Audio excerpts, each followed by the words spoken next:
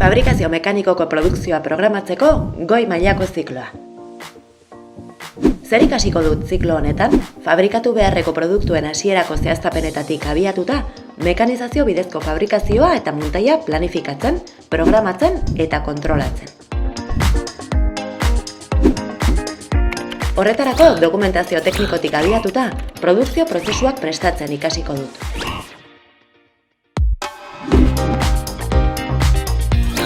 Piezak bistaratu eta interpretatzen.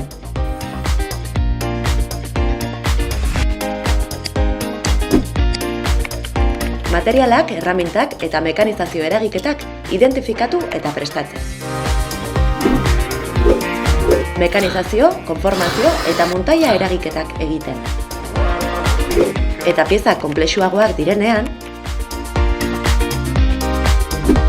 fabrikazio eta diseinua hobetzeko fabrikazio programak erabiltzen ikasiko dut.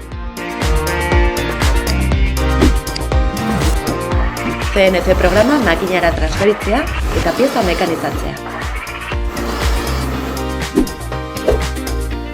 Piezetan eskatzen den kalitatea bermatzen eta kontrolatzen. Zer izango nahi zikloa bukatzean? Fabrikazio mekanikoko produkzioa programatzeko goi mailako teknikaria. Non lan egin dezaket? Metalak transformatzeko industrietan egingo dut lan.